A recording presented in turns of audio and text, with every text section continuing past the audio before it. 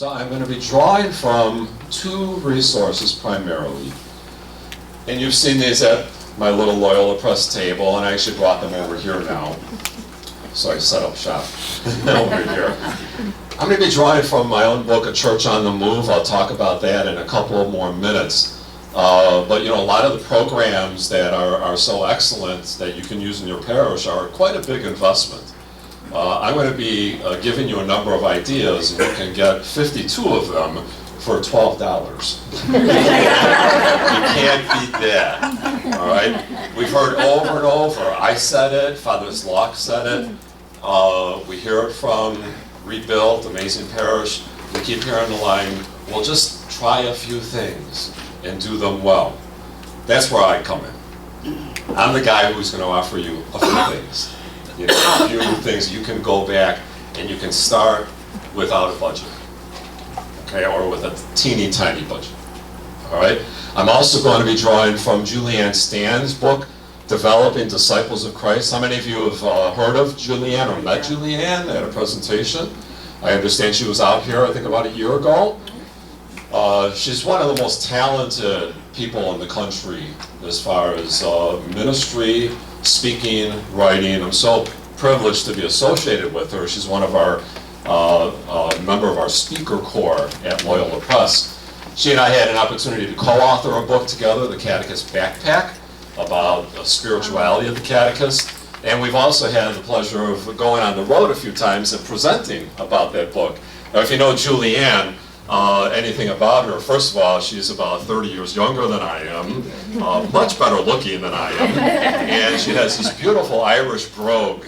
And so she would get up first and introduce herself. Hello, everybody, I'm Julianne, and I was born in Ireland. I have a terrible imitation, but just a beautiful accent, and she's so charming to look at, and everyone says, oh, this is wonderful. Then she hands the microphone to me, and I say, hi, I'm Joe from Chicago. I have an accent, too. Not quite as charming. Anyway, Julianne wrote a book called Developing Disciples of Christ. It's part of a series that I was the general editor for called the Effective Catechetical Leader Series. It's a 6-book series from Loyola Press, and Julianne wrote the one about developing disciples. That's a hot button word right now, what does it mean to make disciples? So she has written this book. So I have both of those on display here and for sale as well. Okay. How many of you saw the movie Apollo 13 or know what I'm talking about? You know the story. What's the famous line? Houston, we have a problem. Houston, we have a problem. I'm not going to spend time going over the problem again. Father Zlock did a very good job of showing us the statistics from Sherry, from Pew Research, etc., etc. You and I know we have a problem, okay? So I'm not going to spend time on that.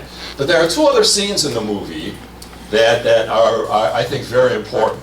Oh, well, first of all, so here's, if we had more time, I would go over this, but we did, okay? Father talked about the rise of the nuns, not to be confused with the movie, The Rise of the Nuns. Sorry, sisters. But again, we can go over this again and again. It's like beating a dead horse. We have a problem, okay? So let's get past the sisters here. And there are two other lines in the movie Apollo 13 that are, I think, incredible lines, not as well known. One is when this is the actor who's portraying the commander of Mission Control, and he overhears two of the workers at Mission Control talking about what a terrible disaster this is going to be. If we lose these 3 astronauts, it'll be the worst disaster in NASA history. And he overhears that, and he's pretty perturbed by it. He says to them, pardon me, but respectfully, I would like to say that I believe this is going to be our finest hour. And in many ways it was. How they figured out how to bring those 3 astronauts home on a broken spaceship. I believe that in many ways we're going to be seeing some of our finest work in the days, weeks, months, and years to come, because we are thinking outside the box. And that was something that the Apollo 13 astronauts and engineers had to do. The other favorite scene that I have is At one point when they were limping home on the spaceship, remember there was a command module and lunar module that were attached together. And the command module had an explosion, so they all had to move into the lunar module and walk home, you know, so to speak, instead of flying. They found out at one point that the CO2 levels were rising to a critical point because that ship, the lunar module was not made to hold 3 people. It was only supposed to have 2. And so they were going to poison themselves if they didn't somehow put in a filter. The problem was that the filter from the command module was round and the space in the lunar module was square. They literally had to figure out how to fit a square hole into a square peg into a round hole, literally. And so what they did was they searched around for everything that was on that spaceship. And they put it in a box, and he came in and he threw it all on the table. There's duct tape, there are pairs of socks, there's just all this junk. And they said, here's the line from him: "We've got to find a way to make this fit into the hole for this using nothing but that." And then he stood back and the engineers got to work and they figured out a way and they created a filter that saved those astronauts from being poisoned. Folks, that's what you and I are doing as well. You know, we are taking what looks like an impossible situation of we've got to find a way to make this fit into a hole for this, using only that. In other words, we have to figure out a way to make our church work again more effectively using the resources we have. Many of us do not have ample resources to just dip in and spend thousands of dollars on all kinds of programs. All we have is a box full of stuff with masking tape and straps and plastic and a pair of socks, and we have to figure out how to somehow make that work for us. So I offer those couple of images to you to keep in mind as we go forth. I want to emphasize then that you don't need to be a rock star to make this happen, okay? If you look closely at that rock star, look at his face. Yes, that's actually me. Now, I didn't actually put that costume on, that was photoshopped. Some of the Loyola press was pulling a little joke on me. When I come back from doing a presentation, they say, "Oh, Joe, how'd it go?" I said, "Oh, it was great. We had, 100, 200, 300. Like, "Oh, Joe, our rock star." I'm like, "Yeah, right." We sometimes think, and I think sometimes some of the programs that are presented to us run and are successful because they're run by rock star leaders. And most of us are not rock stars, okay? We're just everyday God's people. And so how do we make that work? And so that's what we're going to focus on. How can we make this work given what we have, given our own limitations, given the lack of resources we may have, etc., etc. All right, our Holy Father is urging us on. He's been doing such a wonderful job of telling us that we've got to think outside the box. He said in Evangelii Gaudium, he said that mere administration can no longer be enough, right? That throughout the world, let us be permanently in a state of mission. I love that image, permanently in a state of mission.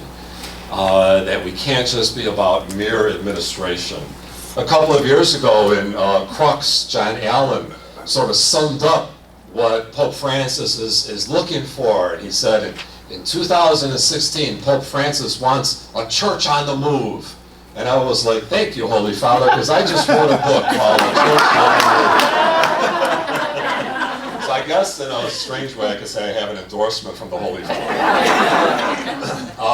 So again, I'm drawing from this book, and if you look at the subtitles, it says 52 Ways to Get Mission and Mercy in Motion. I'm going to throw at you today about maybe 25 or so. I'm going to give you half the book.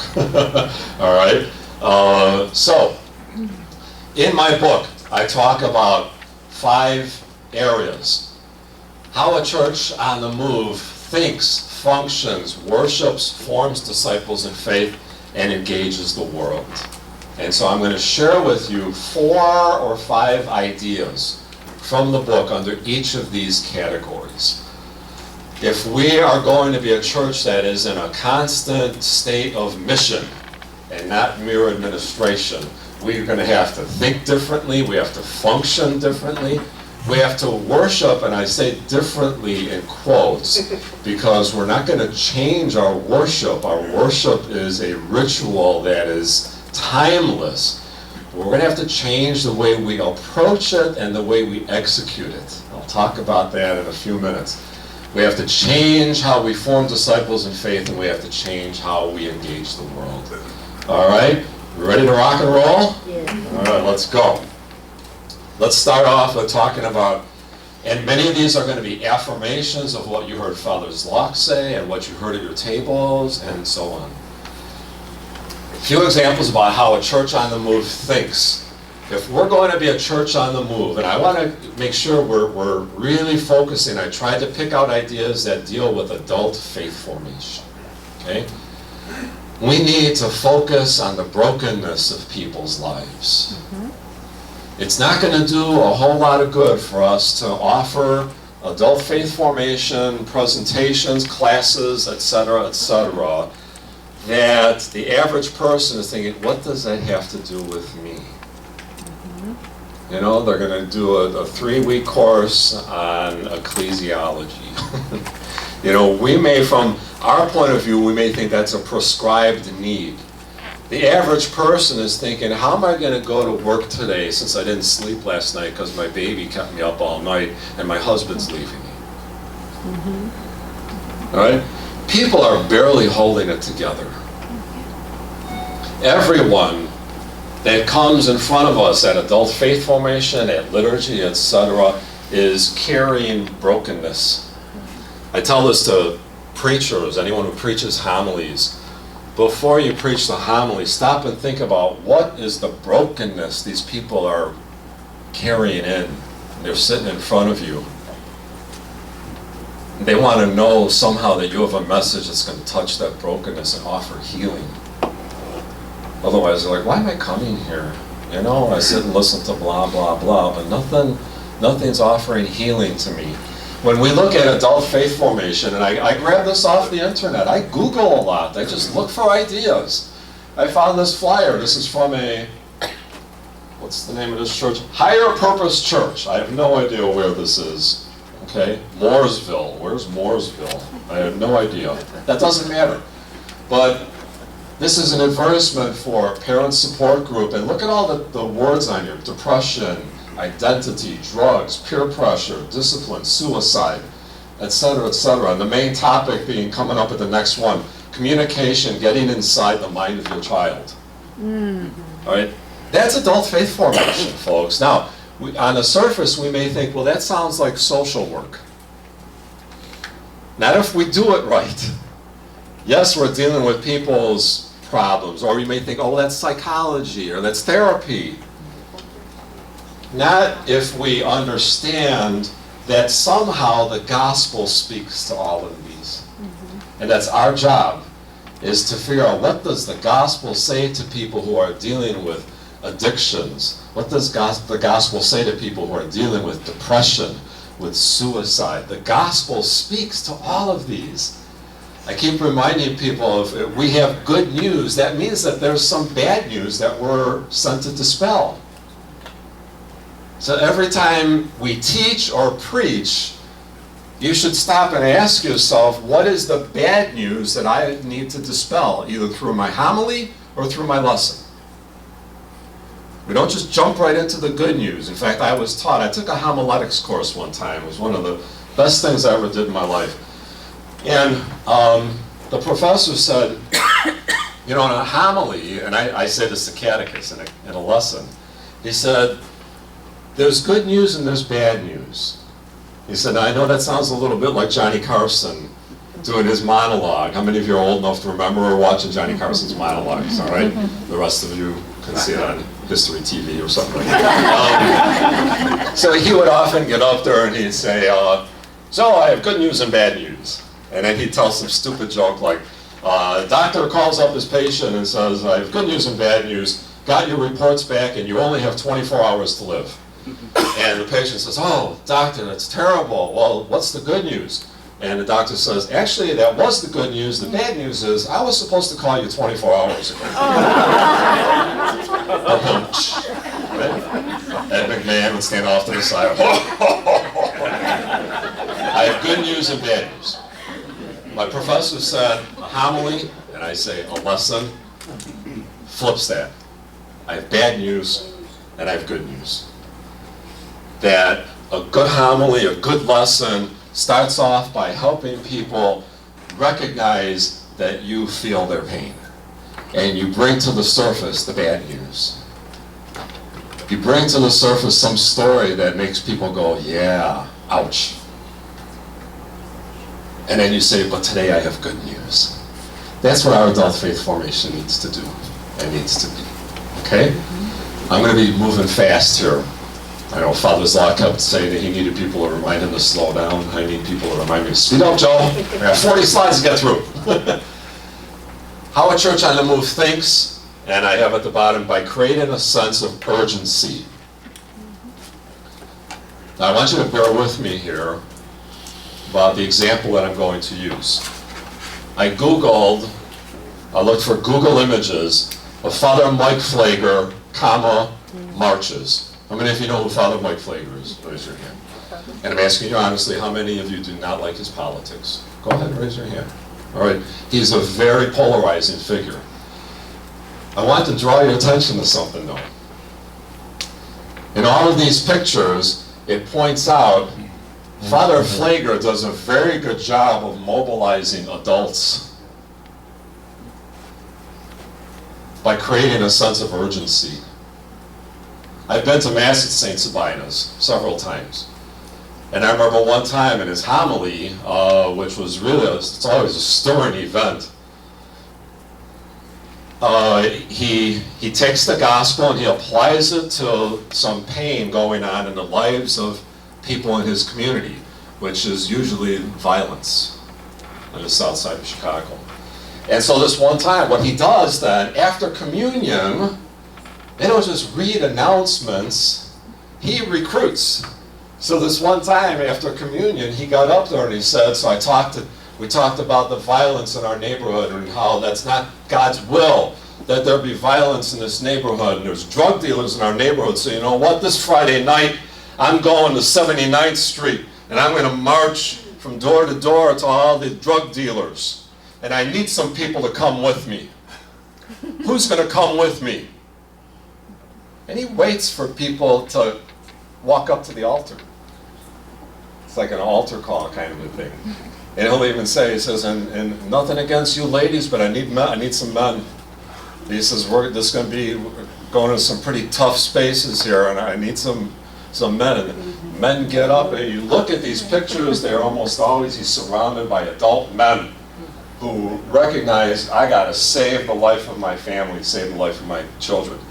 All of that to say, whether you like his politics or not, he creates a sense of urgency. All too often in our Catholic parishes, we create a sense of complacency. Look at this picture here. It's Catholic Church, the only sign in front of it. I hope this is not one of your parishes. Bingo! Thursday night. Thursday at 6:30. Father Zlock said, will people care whether our parish comes or goes if it's closed down? Only people who like bingo are going to be upset. What happened to bingo? You should have got a bingo there. Now, that's not fair to summarize that that's all this parish does, but how do we create a sense of urgency? And I think that's something we need to think about in our adult faith formation and in our parish as a whole. How do we make ourselves, as a parish and as an adult faith formation program, inexpendable? Is that the right word? People can't live without us. You know, that there's a sense of urgency, and we are there to say, all right, there's a fire, I got the hose, follow me. We're going this way to tend to this fire. There's an opioid crisis in this neighborhood, we're going to start doing something about it. One of the times in the past 2 years I was extremely proud of my parish was they called in a speaker on the weekend to talk about domestic violence at every Mass. And it was profound. And after that experience, they said, and we're going to have a meeting this Tuesday night for anyone who is touched by this issue of domestic violence. And what they kept talking about was, you don't think that exists in this nice little cozy neighborhood of Beverly, this area of Chicago, upper middle income and so on. They created a sense of urgency, and people responded. So that's something that we need to do, create a sense of urgency. All right, how Church on the Move thinks by focusing on spirituality. We have people telling us, I'm spiritual but not religious, right? You've heard that, Father Locke mentioned it, etc. What they're often telling us is, well, I was going to the Catholic Church, but my spiritual needs are not being met. And I think a lot of times that's because we're not making ourselves out to be a place of spiritual wellness. Where are people going for spiritual wellness? They go to storefronts now. These pop up all over the place. Life, Wellness Center. They have all kind of, acupuncture, therapeutic massage, wellness market. I guess you can buy wellness, But when people go to storefronts and they go to these places for meditation and to learn yoga and relaxation therapy and all kind of things. Now we may say, oh, that's a bunch of fluff and so on. People are equating that with spiritual wellness. And folks, we are an incarnational faith. We should be paying attention to the wellness of body, mind, and spirit. And so is the parish a place where people are invited to experience spiritual wellness? Now, does that mean you're going to start having yoga classes at your parish or acupuncture and things like that? Probably not. But what can be offered in a Catholic tradition? What can be offered to help people? And I think about how do we present adoration of the Blessed Sacrament? Why can't we position that in such a way to tell people as an opportunity for spiritual wellness, to have some peace and quiet, tranquility in front of the divine presence, as opposed to just, adoration will be Friday at 7:30, and half the people in Paris don't even know what adoration is. So that we need to position what we have in our tradition in such a way that people recognize that this will bring them spiritual wellness. I was talking to someone yesterday, I forget if it was Annie, you or someone else, about the rosary and how Bishop Barron refers to that. Who was I talking to? Was that you? Bishop Barron says that saying the rosary calms what they call the monkey brain, the monkey mind. A monkey swings from limb to limb and so on, and that's what our brains are doing. Thought to thought, anxiety to anxiety, and so on. He says, the repetition of the rosary tames the monkey brain. It's a spiritual exercise. We don't teach that. We don't tell people that this is a way to lower your blood pressure. This is a way for you to calm your nerves, for you to find spiritual wellness. So that's what I'm saying about it. We don't have to necessarily jump to yoga and acupuncture and things that are not intrinsically Catholic or Christian. But how do we talk about what we do have in such a way that people will see, oh, I could use that in my life. I could use some peace and quiet, etc. All right. Our Church on the Move functions. So let's switch gear. We're into the second of the 5 categories. A church on the move functions by being more inviting and welcoming. I don't think we need to beat this dead horse anymore. I shouldn't even call it dead horse. This issue, we've talked a lot about it. And I think you've gotten some very good points given to you and offered. I heard a lot of very good things about what hospitality is, I especially love the last, I think, Christine, is that your name? Christine, you talked about how it's a way of being. The Jesuits refer to that as a way of proceeding. What's our way of proceeding? In many of our Anglo cultures, our way of proceeding is very reserved. Many of us Anglos were simply taught that way. And when people come into that setting, they will often perceive that as aloof and cold. And so we've got to be more conscious of that. I remember when my kids were just on the verge of adolescence. I think my son was 13, my daughter was 10. We took them and went to, my wife and I went to an African-American parish where a friend of mine was pastor. St. Albee Parish. Father John Breslin was pastor at the time. And we walked in the door. We're about 5 feet in. And I hear, "Brother Joe!"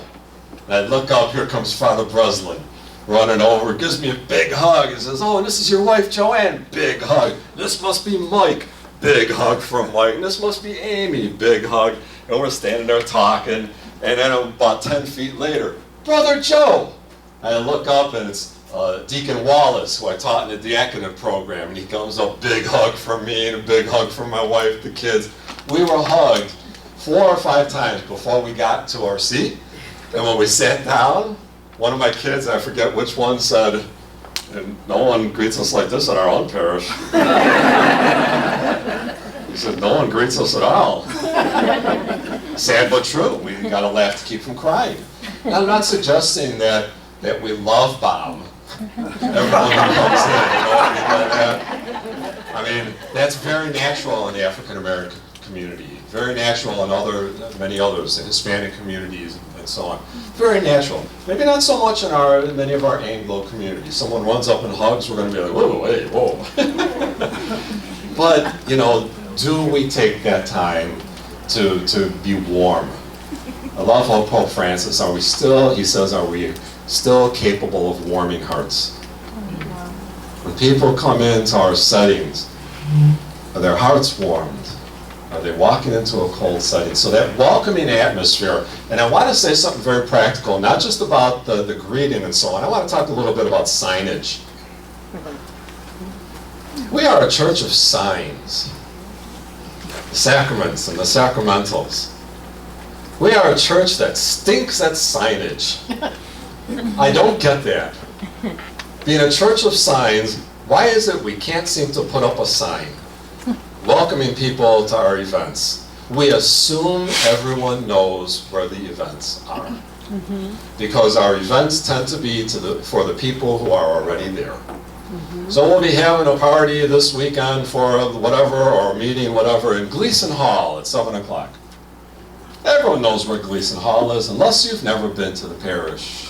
You have no idea where Gleason Hall is. We have got to plan events, and I'm talking about adult faith formation events, keeping in mind the person who's never been here before. And what will it feel like for them to show up for the first time? Will they feel like someone showing up to this open house? Look at what realtors do.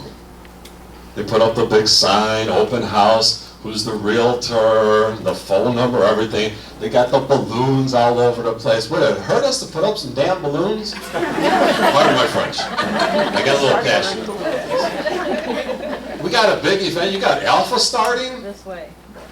Get some darn balloons. Alpha, this way. Big signs, Alpha. One of the big things, you've heard of Theology on Tap. Came out of Chicago. In their training program and packet, they have a whole section on signage. It's one of the biggest things they teach their facilitators. Signage. Put up a sign a block away. Theology on Tap, this way. As people enter the parking lot, Theology on Tap, this way. In front of the building that it's taking place, Theology on Tap, this way. The door you're supposed to go through, Theology on Tap, through this door. You may think, oh, that's a lot of work. Yeah, it's worth it. Okay, we are inviting people, and we want them to know that the runway lights are on, right? Let them know, this way, come this way. So think about that. I was thrilled when I showed up here yesterday, And there was a gentleman, Paul is his name, I believe. Is that the right name, right? Standing in front of the door, welcoming all of us. Were you welcomed by Paul yesterday? Yes. Isn't that wonderful?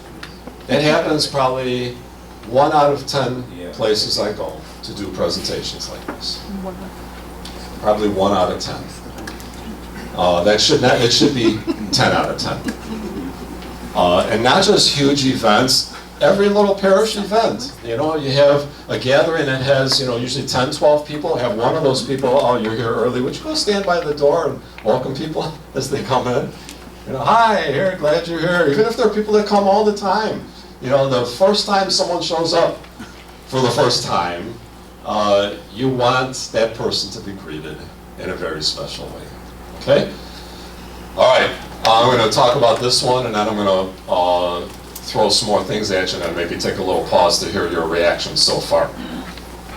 And I'm going to check the time. Father, thanks for leaving your watch here.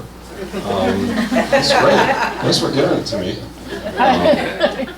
So it's 10 after 2. Am I reading that right? You're reading it right. Okay. And we're going till what time again? 2:50-ish. Okay. Thank you. A church on the move functions by empowering adults to share their stories. So this idea has been brought up a number of times. I want to share with you some strategies for how we do this. This is a picture of a First Communion meeting, First Communion parent meeting that I hosted at a parish near my home. Now, I've been asked to come and do First Communion parent meetings a number of times over the years. And I finally I grew sick of doing them. Why? Because they would ask me to come in and do like a 45-minute blah blah about the theology of the Eucharist. And then when I was done, the DRE would usually stand up and tell the parents, where they can buy the dresses for the girls and where to get the suits for the boys and what the camera photo picture taking requirements will be, and then they go home. And it's the worst experiences I've ever had. I've gone into places where they say, the First Communion Parents meeting will be in the church. So I walk into the church and the people are spread out all over these big, vacuous churches on the south side of Chicago. And I'm supposed to get in there and get them all, excited about First Eucharist. It's the coldest setting I can think of.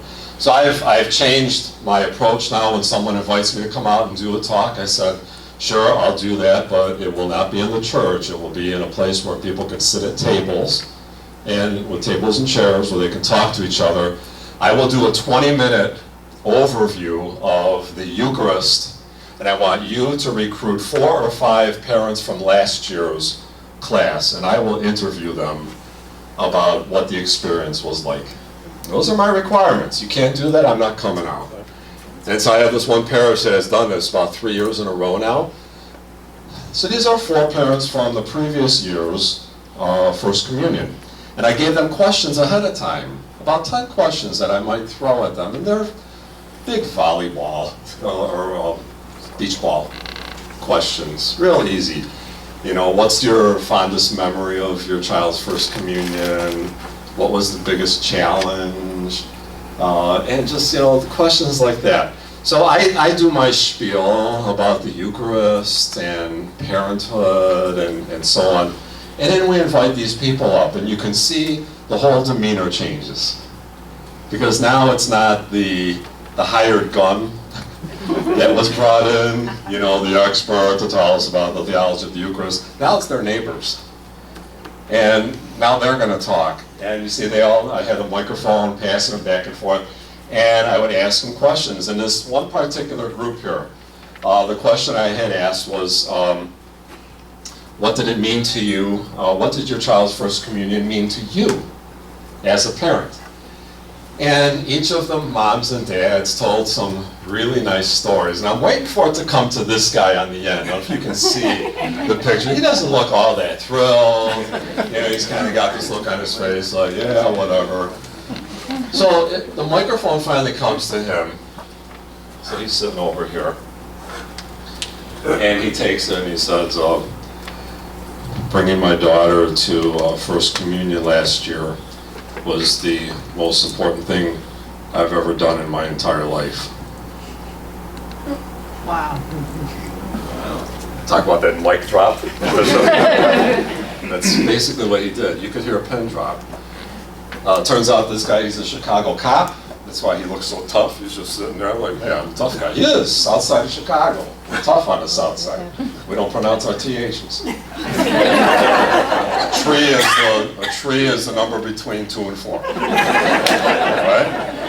Anyway, so, I mean, it was an incredible moment. I could not have scripted that. The most important thing he's ever done in his entire life. Mic drop. So, we need to mobilize parents to tell their stories, not just parents, but adults in general. Let me share some ideas for how we do that, okay? One is, as I mentioned before, prepare them ahead of time. Give them questions ahead of time that you're going to ask so they can have prepared answers, or at least prepared parameters. You're not just throwing something at them. You know, you don't just put someone up there and say, tell me about a spiritual crisis you had in your life. You know, give them something that they can talk about. So let me share a few ideas with you. Now, all of this idea of telling our stories is within the context of the fact that we have a story. And I mentioned this yesterday, but again, you may want to snap a quick picture of this. Remember I said the 3 hours? That's my take on what Father Zlock said is the kerygma. A simple explanation of what is it you believe. I like to propose, and I do so in my new book, Living the Sacraments. I propose that we can summarize the kerygma with 3 R's. Rescue, restoration, and reassurance. That you and I are incapable of saving ourselves from sin. We need an intervention. That's what the incarnation is. It's rescue. Because we have been rescued, we have been restored to our rightful position as children of God in an intimate relationship. And as life goes on, and that doesn't seem like it really happened, or that we lost it, we are reassured. Over and over again. How often do we hear in Scripture? Be not afraid. Do not be afraid. Do not fear.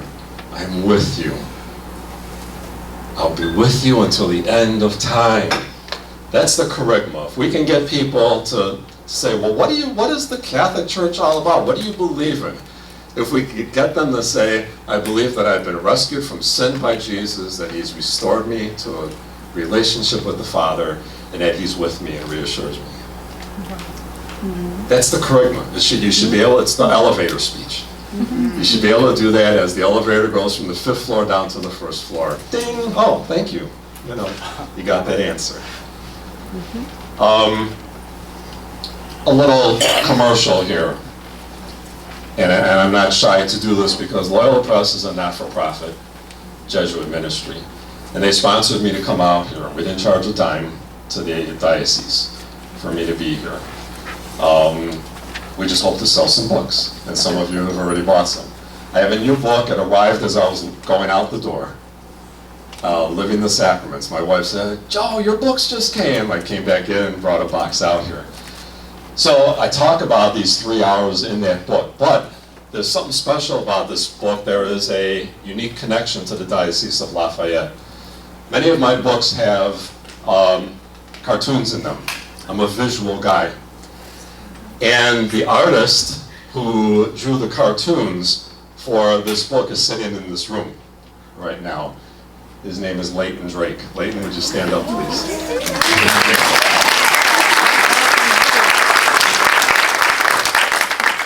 Leighton is a very talented catechetical minister and artist. He has a website. Tell me the name again. Drawn to Life Ministries. Drawn to Life Ministries.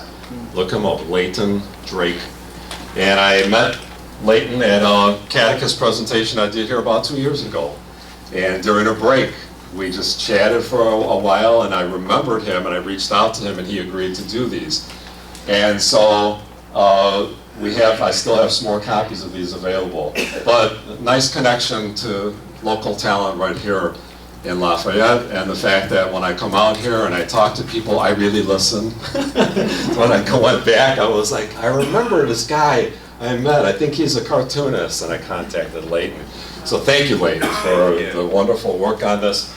And I encourage y'all to purchase a copy. How do we get people to tell their stories? All right? When a lawyer puts someone on the stand, they prepare them, don't they? You know, for cross-examination and so on, they prepare them. A witness prep. Well, we've got to do the same thing. We have to help people to be witnesses. And a witness is someone who tells their story. Most people think, if you say, we want you to tell their story, what response would most people give? Oh no, I cannot. I don't have a story. What do you mean, a story? And people, we need to help them recognize, first of all, that they have a story. Okay? So how do we help them to do this? Oh, I want to read this quote from Evangelii Gaudium. The new evangelization calls on every baptized person to be a peacemaker and a credible witness. Someone who can tell their story. Okay? I want to offer you 4 ways that we can get people to share their stories in a very simple approach. And these are from my book, Under the Influence of Jesus, available from Loyola Press. Sorry, I don't have copies with me here, but you can get those online. Ask people to talk about significant persons in their lives. Who was the person who inspired you to become the person that you are today, to become the Catholic that you are today? That's a great way to get people to tell their stories. And one of the things that is nice about that is they're not talking about themselves, they're talking about someone else, so that it doesn't feel that threatening. You know, and most people are happy to talk about, oh, my mom did this for me, she's this kind of a person. They're happy to talk about someone else. So invite them to talk about significant people in their lives. Number 2, invite them to talk about moments of joy. What have been some of the biggest moments of joy or the most special moments of joy? So they can be big or small. And the idea is that we kind of work backwards there, that if joy is present in your life, that means that the Spirit must be there. And so if people tell stories of joy in their lives, we're helping them to recognize that the Spirit touched their life. And so they are, in fact, witnessing to the gospel, that reassurance that God is with me. Look what He did for me. He gave me this little moment of joy. Another thing, peak moments of grace. This meaning, what are moments when people came face to face with something in their life that made them realize that life is bigger than what they had been thinking of. Face to face with their mortality, face to face with the meaning of life. Okay, so peak moments of grace. We don't often have a lot of those, but if you ask people, was there a time in your life where you really felt like God was hanging around, right? That God was nearby? And then finally, the last one, milestones in your life. It was talk about, a moment in your life when everything fell into place. You got your first job. Your first child was born, or any child that was born. Talk about your first date. I was telling some people yesterday, a priest friend of mine said that he'd been doing marriage prep for many years, and he realized he was starting it all wrong. He would always start by what he thought he should ask, which was, tell me why you want to be married in the church. He thought, he wants to hear what they have to say. He said he realized that put people on the defensive. They had to come up with a good answer that would satisfy Father. Otherwise, he's not going to marry us. And he said it immediately made people stiffen up. Oh, well, Father, we want to be married in the church because we will get to heaven that way. Answers that are just not coming from the heart. He said he's thrown out that approach, and the first thing he says is, tell me how you fell in love with each other. He says, oh my goodness, it changes the whole demeanor of it, because people can talk about those milestones. How did you meet? Tell me how you met. How did you fall in love? When did you know that he was the guy, she was the gal? When did you know? People are like, oh, let me tell you that story. And then, so these are simple ways that we can get people to share their stories. Let me share a couple more strategies with you, and then I have to wet my whistle. Here. This is one you may want to take a picture of, because I'm not going to read all of these. And there's 2 slides to this. Get people to talk about the curveballs that life has thrown them. We were talking yesterday at our lunch table. Curveballs, something that was unexpected in our life, are conversion moments. And I think we miss most of them. We miss these as opportunities for people to recognize that God is calling them to pay attention. So what do we mean by curveballs? A change in job status. You just got, fired or let go. Some of them are good. An engagement, a marriage, becoming a parent. So my son and his wife had their first baby back in March, and I keep telling him whenever I see him, this is the hardest thing, isn't it?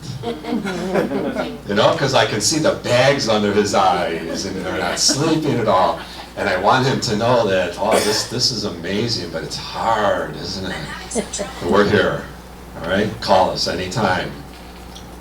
It's hard, isn't it? I just keep telling him that. So I want him to recognize that, pay attention. In fact, before their daughter was born, actually before they got pregnant, I was doing some home improvements with him. And his father-in-law is a carpenter, so he's showing us how to do these things, and we don't know how. We're both idiots when it comes to using tools. So we're trying to do all this work with, tools and drills and all this into the walls. And my son he's trying to do something, he's like, and he's making all these noises and it's not working, and I said, it's pretty frustrating, isn't it? He's like, oh yeah. I said, remember that feeling. That's what it's like to be a dad. And I don't say that to tell him it's awful, it's terrible. It's like, it's hard, and you're going to need help. Any of these moments happen, you need help. You need a divine intervention, and that's where God comes in, okay? So we could go on and on down that list, but I won't because we don't have time. Here's another list. Look at a change in health. You find out that you have a chronic illness of some kind. My sister-in-law was told she has MS. And your whole world is shaken. That's not a curveball. That's a fastball thrown at your head. Wow. How do you deal with that? How do you make that shift? So yeah, let me give you a second to snap that picture. And I'm going to take a swig.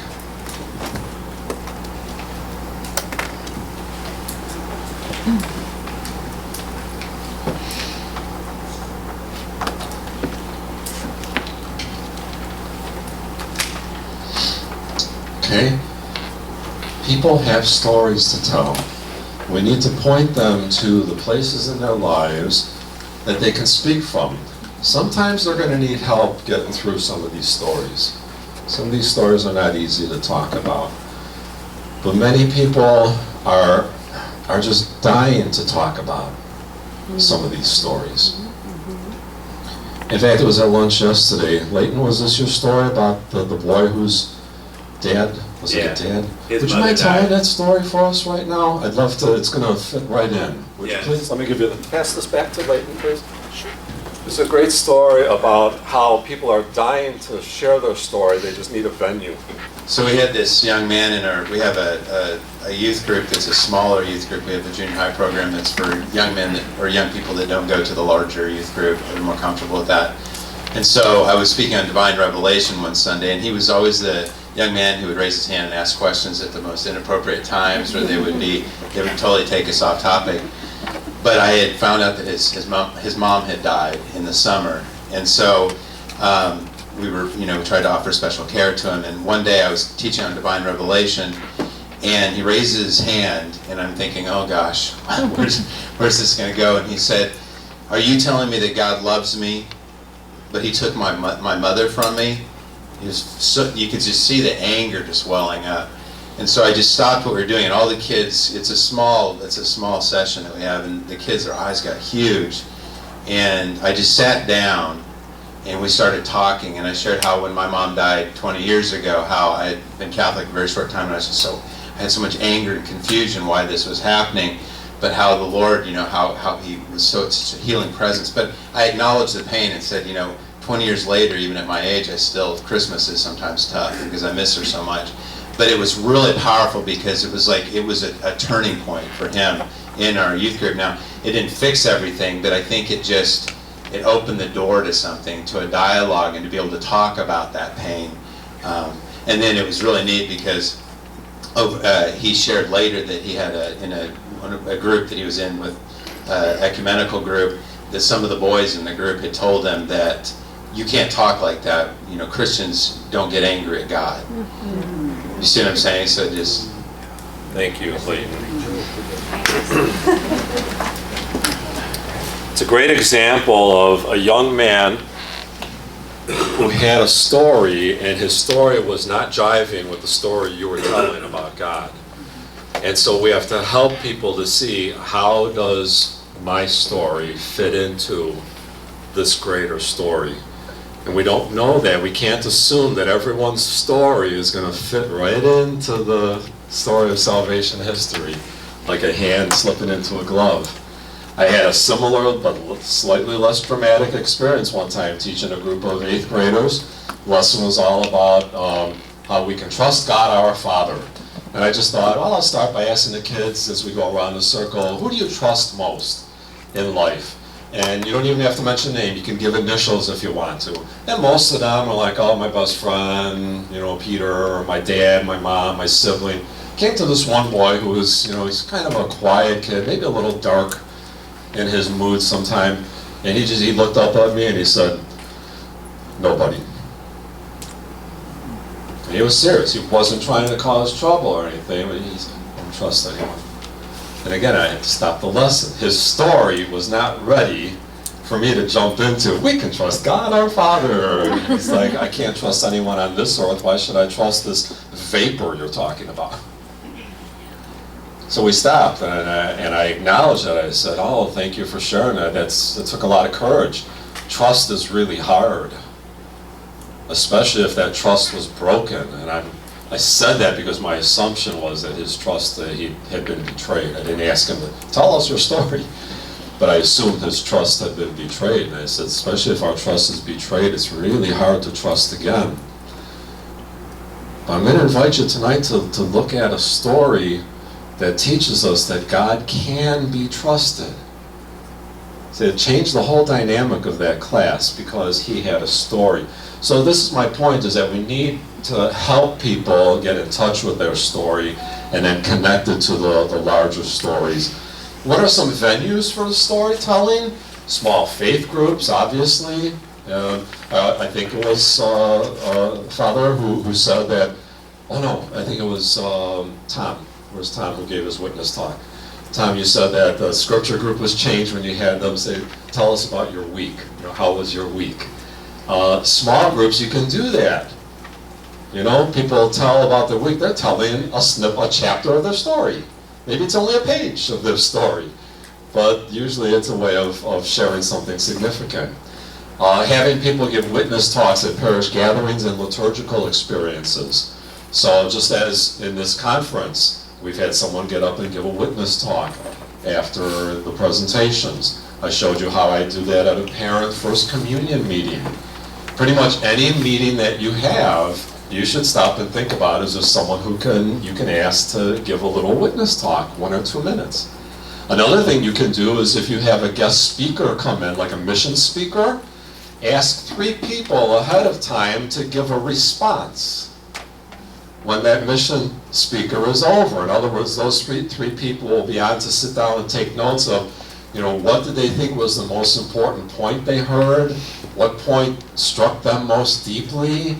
And like 3 things they should look for. And then when they're done, you ask them to give a response. They get up and they'll say, well, I was really impressed when I heard Father say the following thing, and that means something to me because.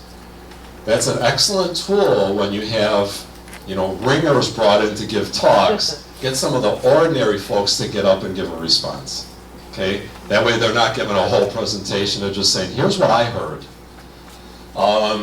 Feature people telling their stories in your bulletin.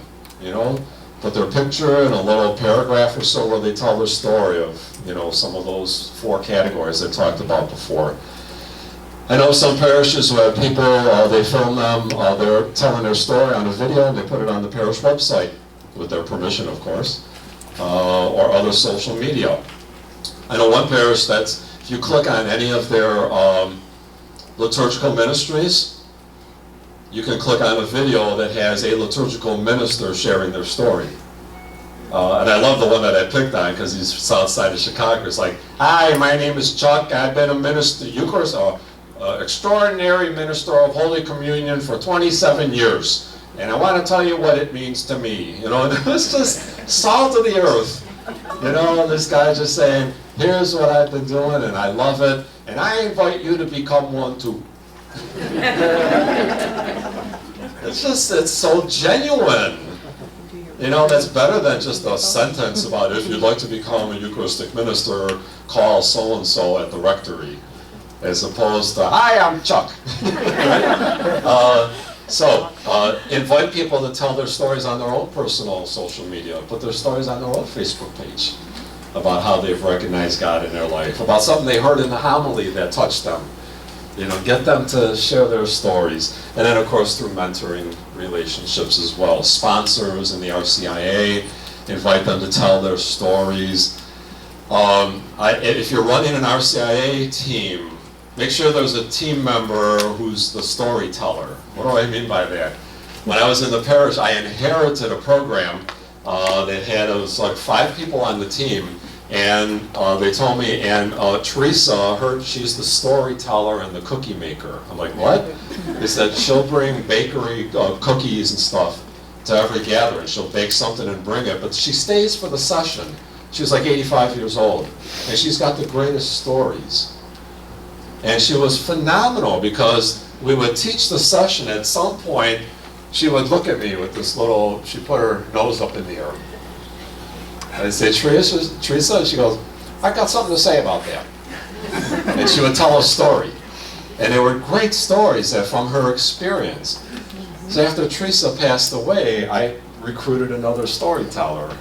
Another woman who was in her close to 80 years old. And when I asked her to be on the team, she's like, Joel, what am I going to do? I don't know how to teach anything. I said, oh, Georgia, you're a great storyteller. She goes, well, yeah, I can tell stories. I said, stop right there. That's why I want you. So find people who can do that on for your RCIA team. All right. So our goal then is we want people to be able to share what they think of as my story, connected to God's story so that they see that this is our story. And it's a story of the Paschal mystery, suffering, death, and resurrection. That's what this is all about. Okay. All right, I'm going to jump into some more of my ideas from the book. So let's go back to how a church on the move functions. This is an idea that I share in the book that I would encourage you to think about when you get back. I call this the discipleship prayer pledge card. So we don't place enough expectations on parishioners for their spiritual lives. We often place expectations on them financially.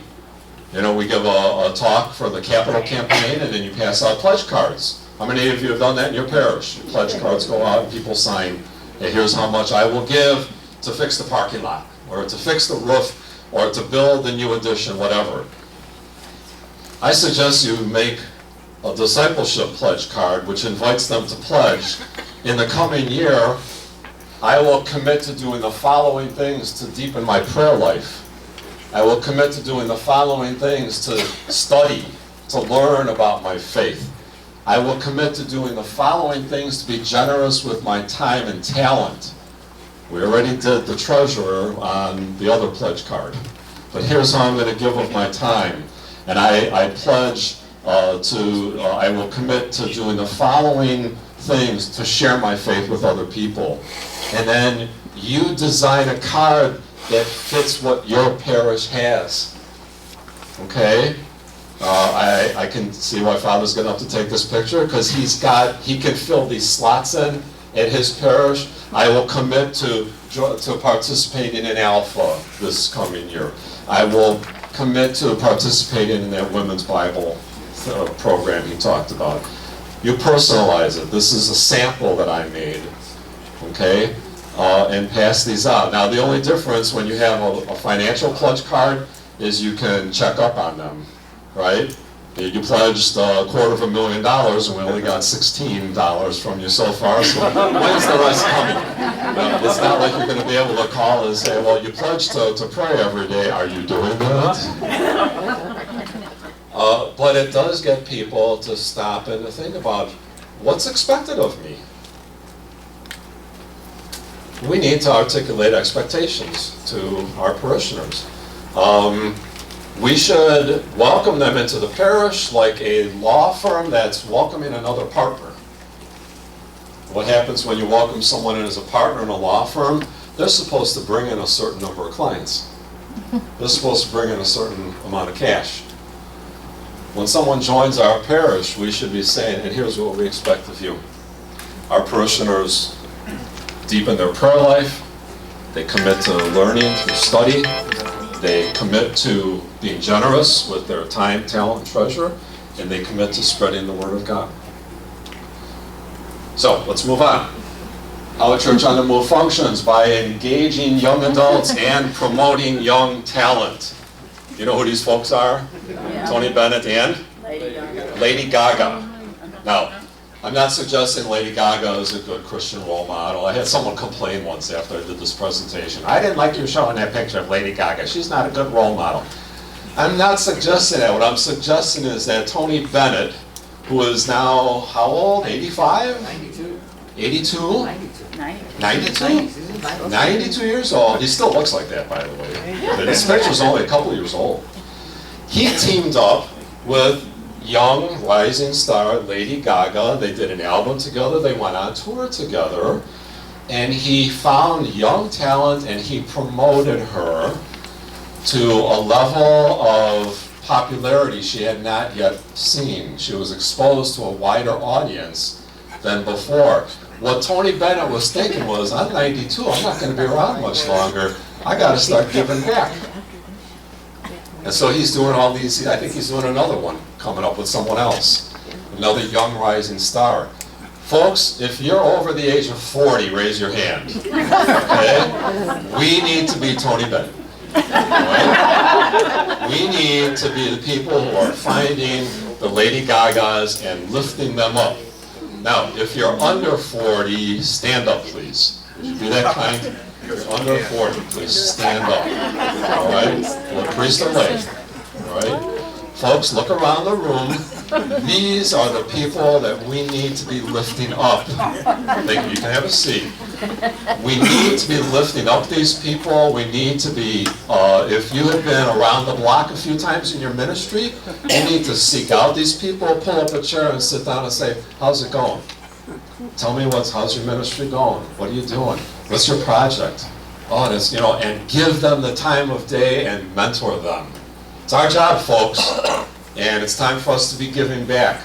Why did I write a book with Julianne Stans? Because she's my Lady Gaga.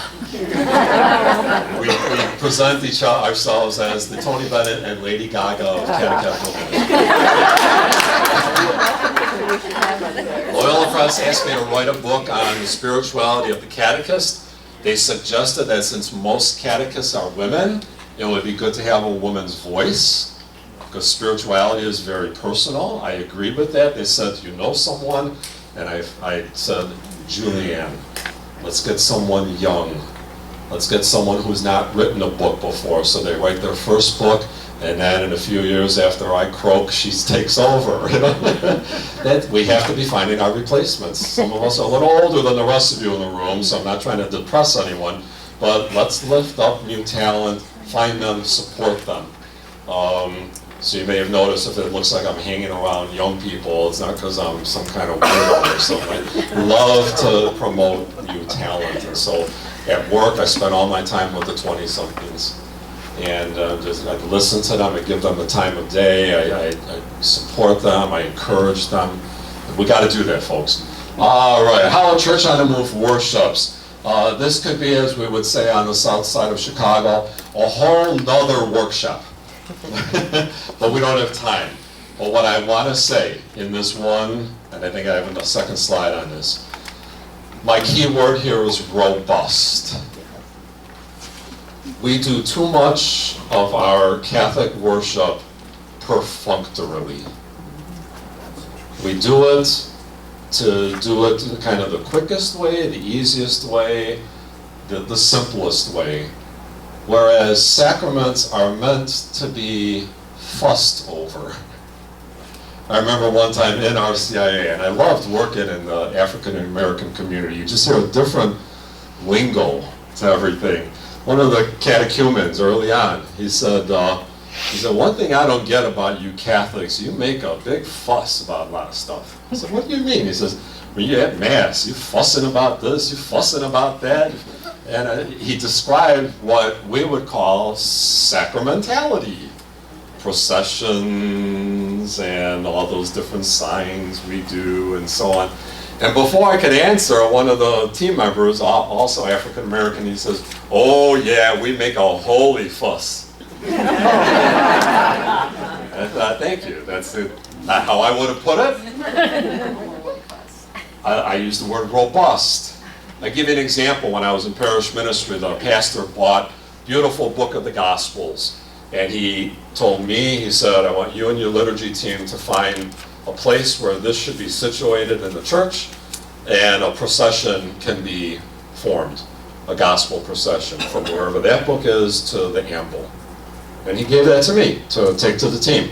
So I took it to the team, I showed them this beautiful book. I said, so it's our job to figure out where should this be placed, and what kind of procession will happen when the deacon or priest picks up this book and walks with it. Well, the first fellow that speaks up was a guy who's a construction worker, very practical. He said, well, if this is the amble, let's put it right next to it, because then it's the shortest distance from point A to point B. That makes complete sense, doesn't it? Not to a Catholic. We ended up putting it about a football field away. and the idea was we put it in a place that was very visible but was distant from the amble, so that when the procession began, everyone's attention had to go like this. Because the book was over there, and then they'd watch the deacon or priest pick up the book and process all the way back. So here's what you saw people doing. The reading ends, the Alleluia begins. They watch over there, and then I said, that's how Catholics do it. It's completely inconvenient. There was no reason. The guy was right. This shortest distance between point A and point B. Not when it comes to worship. If that's the case, why do we even have an opening procession? Just have the priest come out of the sacristy, or have him start by the altar. What do? They go to the back. Even though the sacristy is at the front usually. They walk to the back and then come back up. Completely impractical. But it's meant to be seen. Folks, and I send you back to your parishes to work on liturgy. How can you make that more robust? How can our preparations for liturgy be more robust? How can we have more robust processions? The typical procession in a Catholic church looks like this. Right? They mention that they give you the hymn number. You look up the hymn number, and by the time you look up, the procession has passed you by. Some people ask, why does Mass at St. Sabina's, where Father Flager is, why does Mass take 3.5 hours?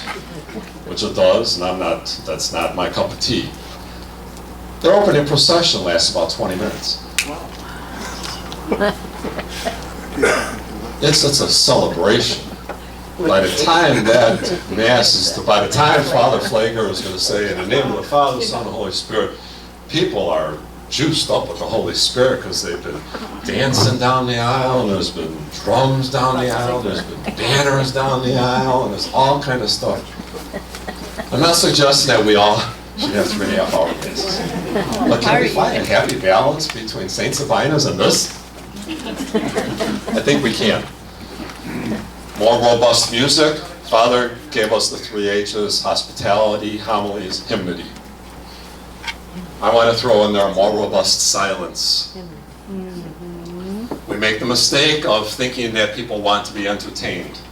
And I heard someone say before, that's not, Tom, that was you again. That's not what people are looking for. And that's one of the mistakes that sometimes Catholic churches who feel threatened by Willow Creek and other big mega churches, like, well, they're more entertaining, so we'll do that too. When Catholics have a different approach, silence is one of our best weapons, so to speak. Is there silence at our masses? Is there silence after each reading? Is there silence after the homily? I told my pastor, he had a habit of finishing the homily and he'd walk back to his seat, his chair, the presidential chair, and immediately say, I believe in one God, Father Almighty. I said, Father, sit down. I said, if you finish your homily and 10 seconds later you jump into the creed, the message you're implying is, I didn't really say anything that important. Let's move on. If you sit down, the message is, I just said something I want you to think about. Sit down. I said, Father, sit there for 2 minutes. He's like, oh, 2 minutes is too long. Which, you got to use your own judgment. Silence. Silence after communion. This is the Catholic way. Robust homilies, I think Father Zlock said enough about that. Guys, deacons, priests, form a homily committee to help you with your homilies. Teachers do that all the time. I was a professional teacher for 10 years. I was constantly evaluated by my peers. It's one of the most powerful things. It is not to suggest that you're not professional. Professionals get observed by peers. Grow. Be observed by your peers. Be evaluated by a group of people. Get that feedback. I love that Father Zlock had a tool for feedback on homilies. Don't be afraid of that. We need those to be outstanding. Okay, I'm looking at the time, about 5 more minutes or so. So my point is, bad liturgy is bad catechesis. Bad liturgy is bad adult faith formation. Good liturgy is good adult faith formation. I said this yesterday, we get all the great adult faith formation programs in our parishes, but if they come to liturgy and it's not good, it's all going to go out the window. I told this friend, I mentioned this yesterday, how she said good catechesis will help you to endure bad liturgy. I says, no, for me it's quite the opposite. The more my catechesis deepens, and the more I recognize the profundity of the Eucharist, the harder it is for me to endure a bad liturgy. Because I'm thinking, how can this be? How can we be celebrating Eucharist with music that is so poor, or a homily that's so poor, or a reader that's so poor, or an assembly? Let's not put this all on the priests and the ministers of music. An assembly that doesn't know why they're there, or what they're doing, or how to respond. That's not good catechesis. All right. How a church animal forms disciples in faith. By instigating rather than indoctrinating. I talked about this yesterday, about how we have to get people out doing works of mercy, and how the parents said, can I come and help? Okay, I'd like to use that word, instigating. In your adult faith formation program, think of it as, how am I instigating a movement? You know who was really good at instigating rather than indoctrinating? Communism. Now, don't write letters to Loyola Press saying that Joe's a communist. I'm pointing out a fact that in the first half of the 20th century, communism converted 1/3 of the world's population. Their strategy was to instigate first, indoctrinate second. So if I wanted to recruit you to be a communist, I would come by with my box, I'd put a box over here, a box of canned food, and say, hey, Joe, a bunch of hungry people live down the block. You want to come with me? We're going to be passing out some food over here. Joe's going to say, sure, I want to do that. And as we go down, we're doing that. We're passing out cans of food. It's a corporal work of mercy. And I lean over to Joe and I say, you know why these people are hungry? Capitalism. And then I start to indoctrinate you. But how did I get him in? by doing a work of service to other people. That's how communism succeeded. And that's why so many Catholics became communists, because they were invited to do works of mercy. And then they were told, and you know why that's a problem in the first place? Capitalism, etc. And then they would get into their whole philosophy. So that strategy is very effective. And that's what Bishop Barron was saying, is that we don't lead with doctrine. We lead with invitations to service and works of mercy and experiences of joy. Then we indoctrinate. We form disciples in faith by forming small faith groups and training facilitators. I want to share with you a couple of strategies for how to form small faith groups. Okay? In my parish, my pastor asked me 3 years ago, Joe, we have nothing for adult faith formation. What would you recommend? I said, Father, let's try small faith groups. I had never done small faith groups in my life. I said, let's figure this out. I said, it's not rocket science. People living in huts in third world countries that are Catholic have small faith groups. They figure out how to do it on their own. So we sat down and we figured it out, and this parish, my own parish, which has maybe 400 to 500 people total at Mass on a weekend, ended up with 7 small faith groups for Lent with 85 people participating. A 4-week small faith group experience. It's not rocket science. How is it done? I recommend you check out my blog, www.catechistjourney.com, and look for a post. Here's the title of the post. Do a search for Hosting Small Faith Groups, a summary of links. So let me stand out of the way so you can write that down. So the blog, catechistjourney.com, the post, Hosting Small Faith Groups, a summary of links. And down at the bottom of that post, I have links to 6 different posts I did on how you develop small faith groups starting 6 months out.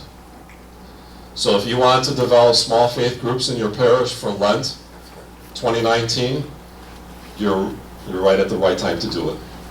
6 months out, is that about where we are? Yeah.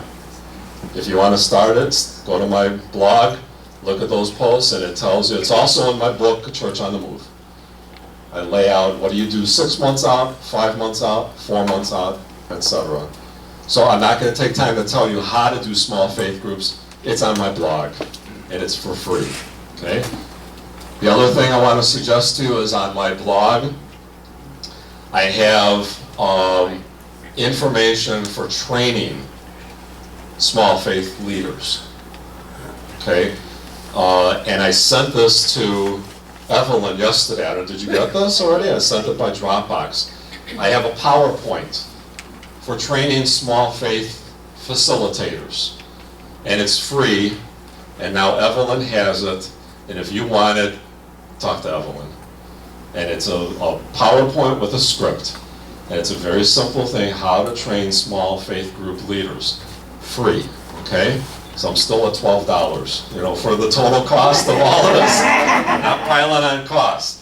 What does that PowerPoint help them do? It shows them how to prepare the environment, how to take care of creature comforts, how do you arrange comfortable seating, how do you create a sacred space, a prayer center, how do you put up signage, how do you offer hospitality, including greeters, how do you set the tone and call the meeting, the gatherings to order, how do you lead prayer, how do you respect adult learning principles? How do you effectively lead discussions? How do you ask questions? How do you respond to questions and comments? How do you handle difficult participants? And how do you summarize a session? Those are basic skills that a facilitator needs. And I think sometimes when we think of training lay people to take over the new evangelization, we immediately think of training them in doctrine. And I think, as important as that is, we need to train people to be facilitators. And then we can give them materials that have good doctrine in them. Okay? And Father gave you dozens of different programs. And Loyola Press has dozens of programs. That's what that previous slide was about. This is a slide that shows you what Loyola Press has for small faith groups. So go to my blog and look for, with small faith groups, capitalize on flexibility. And you'll find a bullet list of all the stuff Loyola Press has. So I'm not going to give you a commercial now. That's not why you're here. But please support our not-for-profit ministry. All right, so, oh man, we're flying. Just a couple more minutes. We need to form disciples in faith by empowering parents to become their children's primary catechist. And I could spend a whole day talking about this. Suffice to say that I have helped develop a family catechesis program at Loyola Press that has the parents primarily teaching lessons to their children at home, and the parents coming once a month for adult presentations, all of which I have written personally. They're all PowerPoints with scripts that you, the leader, would get up and lead them through a presentation, and then they teach lessons at home. The children do an assessment online at the end of each chapter so the DRE can see, are they really doing this at home? The DRE is there to resource the parents. The one parish where we piloted this, the DRE said, before, when I did the traditional CCD program, I spent 60 to 70% of my time looking for substitute catechists. He said, now I spend 60 to 70% of my time on the phone with parents, helping them to teach their children. So when parents call and say, I'm having trouble teaching them about what's this transubstantiation, those are the phone calls he's getting now. And he said, that's what I signed up for. Not to be a principal administrator of a school looking for substitute teachers. And so, if you're interested in family catechesis, contact Kathy Henry, who's your educational consultant for Loyola Press for this region. So again, I'm not going to give you a commercial about our product, but this is, if you're interested in looking into that, this is the person you want to talk to. Okay? Kathy Henry, her email is there and her phone number.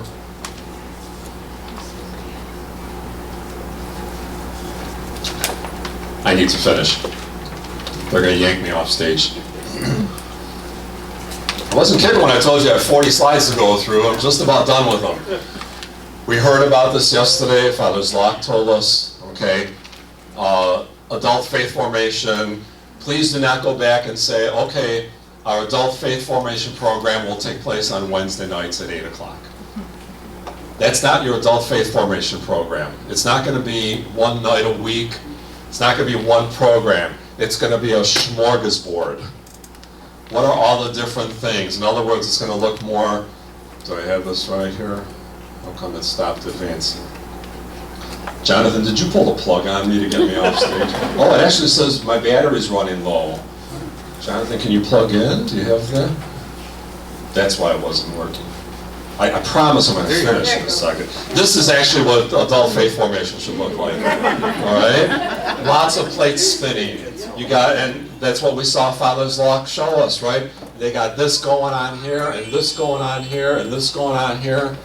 Even when we did our small faith groups in the parish, we had a smorgasbord. People could pick Sunday afternoon at the rectory, Monday morning at so-and-so's house, Tuesday evening with me in the back room of a bar, Wednesday at so-and-so's house in their living room, Friday morning at the rectory. There were all these different things people could choose from. So don't think, you know, our program takes place on this day and date. It's got to be all over the place, and you're the one who's keeping the plates spinning. Okay? All right. We need to take people where they're at. In other words, let's stop always packaging everything in such churchy manners, churchy titles, and so on. This is something I actually saw, a parish told me about. They have a new program called Morning Prayer and Mimosas. Now, I thought that was very clever. They're trying something like Theology on Tap, but they're inviting people to experience morning prayer. Now, if they just said, we're going to start doing liturgy of the hours at the parish. That's churchy language. Morning prayer and mimosas. Oh, I'm a little interested in that. All right, see the creativity there?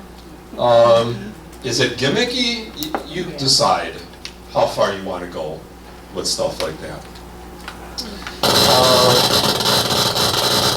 I'm going to skip through a couple here. You want to get young adults involved?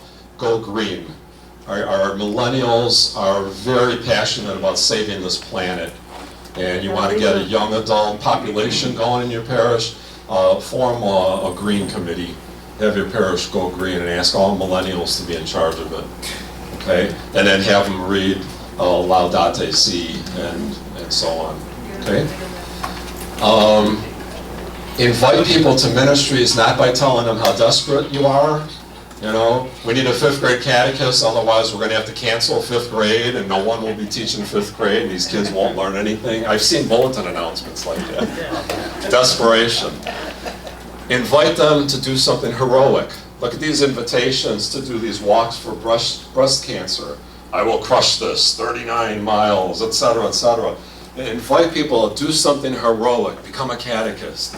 Do something heroic, become a member of ministry of care. Okay, these are heroic things. Heroic means going above and beyond the call of duty. So let's not just make it sound like we have a slot to fill.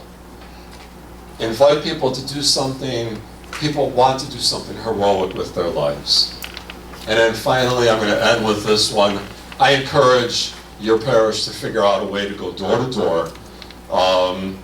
And you may think that's not Catholic. There are Catholic churches that do door-to-door ministry, and there's a Catholic way of doing it.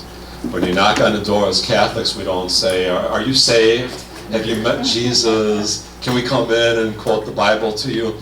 We simply say, hi, I'm Joe, and this is Jonathan, and this is Evelyn. Usually it's good to have 2 or 3 people. And say, we're from St. Raphael Parish, and just wanted to say hi, let you know we're here, and have some literature for you. And are you Catholic? If you don't mind me asking. And, is there anything that you need that our parish can help you with? Is there anyone we can pray for? And that's it. Just hospitality in reverse. Instead of being nice when people ring the doorbell, you ring their doorbell. That's a hospitable thing to do. And that gets at that outward focus that Tom Rainer talked about in his autopsy of the deceased church. I told you about that yesterday. We need to have an outward focus. Otherwise, we will shrivel up and die as a church. And none of you wants that, and none of you is going to let that happen. I'm out of breath. This has been so much fun. The Apollo 13, that was probably done.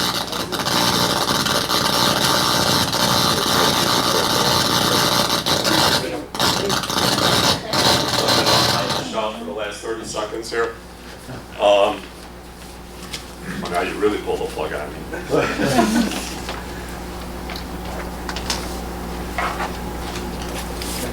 Back to my slideshow, there's the nuns. I wanted to end with this slide of Apollo 13, which, if you remember, you got it? John's going to be my...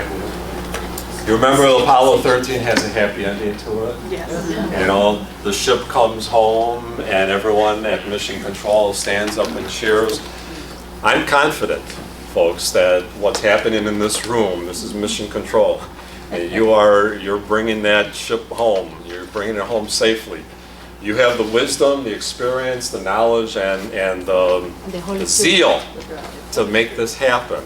And if in some way, if Fathers Locke and I have been able to help you take the next couple of steps, we are honored and privileged. And I can't thank Bishop enough, and Evelyn, and Jonathan, and all of you for the opportunity to be with you in this small way to help you out. So God bless you, and change the world, set the world on fire, as Seneca should say. Amen?